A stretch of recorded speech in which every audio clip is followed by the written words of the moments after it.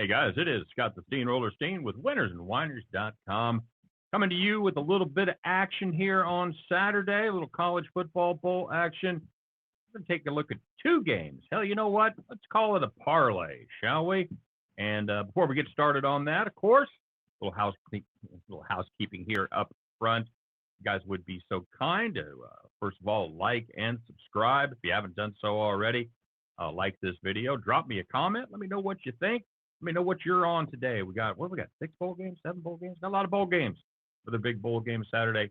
So make sure that you let me know what you're playing. I'm kind of curious if you're fading me, if you're tailing me, and what you got cooked up for some of these other games. And of course, make sure you check out full previews and predictions for all the bowl games all season long over there at winnersandwhiners.com. Winnersandwhiners.com, the #1 site in the world for predictive sports analysis. Make sure you check it out. It's a great site. And of course, it's always free. And if you want something that ain't free, you want some premium picks from myself or some of the other guys, make sure that you get over there and check out the experts tab.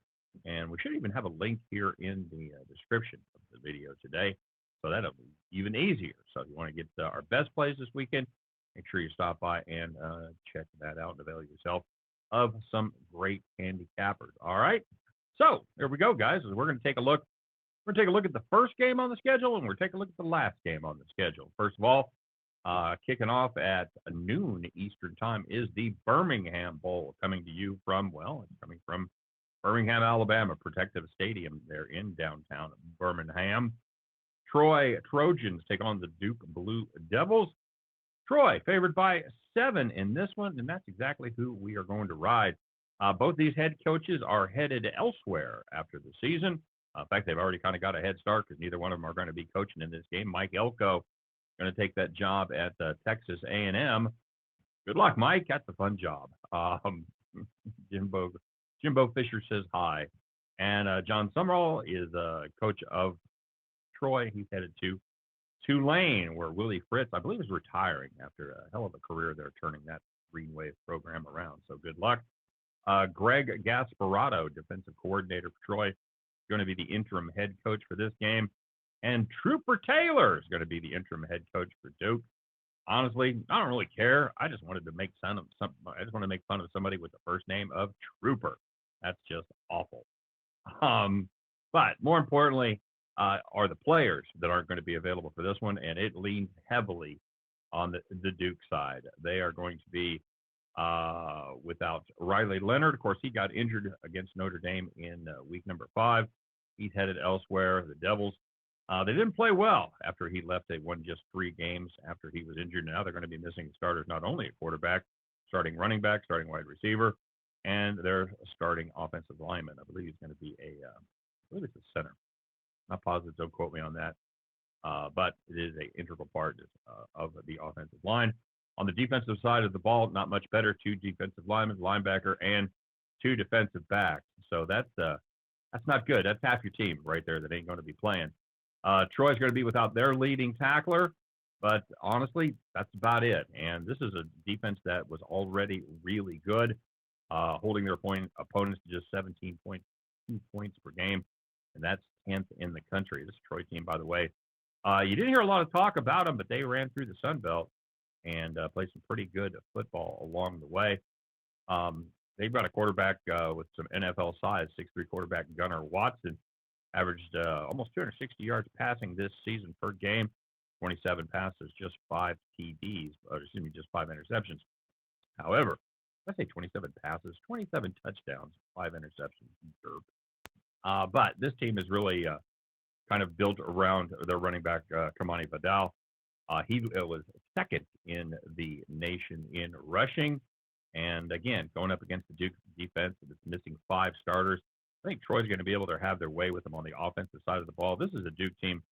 You know, I got to be honest with you. If these teams were at full strength, number would probably be Troy by a little, maybe a field goal or less. I'd lay it all. I'd lay that number all day. I watched Troy play a lot this season, playing really good football, and Duke has absolutely spun out of control.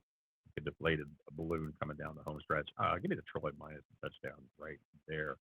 And as promised, we're going to take a look at the last bowl on the schedule. That is the Hawaii Bowl. It's going to be played in Denver, Colorado. Of course not. Honolulu, Hawaii. Features Coastal Carolina against San Jose State. San Jose State, 9-point favorites. And at first glance, it seems like a shit ton, right? San Jose State, not that good. You remember them from their 1-5 days, which is how they started the season. However, finished the season very well, winning 6 straight games, and they played a tough schedule. By the way, they're in the first 5 games, in the first 6 games of the season. Now, if you know anything about me, if you remember from any of the shows that I've done, from my videos, from stuff that I've done with Scott, you know how much I love Coastal quarterback Grayson McCall. By the way, no relation to C.W. McCall, good buddy.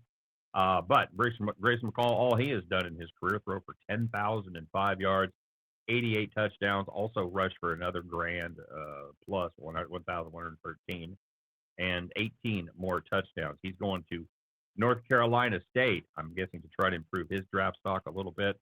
We've had our eye on him for about the last 3 years. Seems like he's been in college forever. Pretty sure him and I were in college at the same time. I'm not positive about that, though. But also his backup's going to be in the transfer portal, Jared Guest, and Jared Brown, their team-leading receiver, 992 yards from scrimmage, 5 touchdowns. He will be not making it as well. They've got a rotational running back in C.J. Beasley and another rotational wide receiver, Tyson Mobley, that aren't going to be available. Second leading tackle is out, as their edge rusher is as well. Now, part of the other problem with Coastal is not only are there some of their frontline starters going to miss this game, they've got 23 names in total in the transfer portal. So there's going to be some issues at depth in some of those positions. The quarterback is a kid named Ethan Basco. If you follow college football closely, you know he was a KU Jayhawk guy. He appeared in 7 games this season. McCall was injured actually pretty early in the season, and averages 6.5 yards per attempt through the air. Good runner. Second on the team, 318 rushing yards, 6.9 yards per attempt. San Jose State, as far as who they're going to be missing, they're going to be missing a very good left tackle, Canelo, I believe is his name, and they're going to be missing a very good tight end, second leading receiver on the team. But that's it. And as I mentioned before, they are absolutely on fire. They've won their last 6 games, get some good competition there, including beating a surprising UNLV team in the conference championship game. Spartans, their offense is elite, and am I saying that right? Did they not play for the conference championship? I'm doubting myself. I know they played UNLV in their last game. They may not have qualified for the conference. Now that I think about it, I think actually Boise and UNLV. All right, scratch that. Don't. If you're starting to write your comment, don't fucking write it. It wasn't the conference championship game, but they did beat UNLV, who did play for the conference championship. Anywho, the Spartans' offense is very, very good. It'll be a homecoming of sorts for Siobhan Cordero, if you remember him from his Hawaii days. And this is really doing well right now. They've got a great running attack, take some of the heat off of Cordero, and this is a chance defense that is not great against the run. Basically bottom 30 in the country in whatever rush defense metric you want to use. As far as defensive metrics on the San Jose State side, if you look at them from 20,000 feet, they don't look that good. But you got to remember, again, 1-5 this season, and they didn't start off well at all. In fact, they lost to USC, Oregon State, Toledo, Air Force, and Boise State. Toledo, good football team. Air Force, that was when Air Force was playing very good football before they absolutely fell off the cliff. By the way, a little bonus pick from my personal stash, probably going to fade Air Force, just saying. This is this James Madison rush defense. If you don't know about them, they're the real shit. But anyway, so my point is San Jose State played a very good schedule to start the season. The defense has been extremely good over the second half of the year. They've held 4 of their last 5 opponents to 4.6 yards per play or less. That is outstanding. I know this is kind of a square parlay here. We're going to take a couple pretty hefty favorites. I believe in both of them after our. I said I was going to talk about the Syracuse game. That was awful. That was just absolutely dreadful. I'll tell you what. You know what they look like? They look like a team playing a third-string quarterback and a fucking tight end back there. That's what they look like. They were dreadful. The mystery quarterback magic completely wore off. And I got to be honest with you, I may not make another pick that bad for a long time. What that ended up 45-3, whatever the final was. So We got that out of the way first. All right, we won. We're looking good with this UCF game. They're up 7. It's about 4 minutes left in the second quarter. Last time I looked, and they're moving the ball at will, like we predicted. Defense got to bow up just enough here to get us to cover that number, so I think we're good. Anyway, that's the deal, guys. Yeah, link them together. And the first game's early. Get up and miss it. Play that San Jose State game, load up. I like that one. I really like both of these games. So at the end of the day, you guys, we're going to put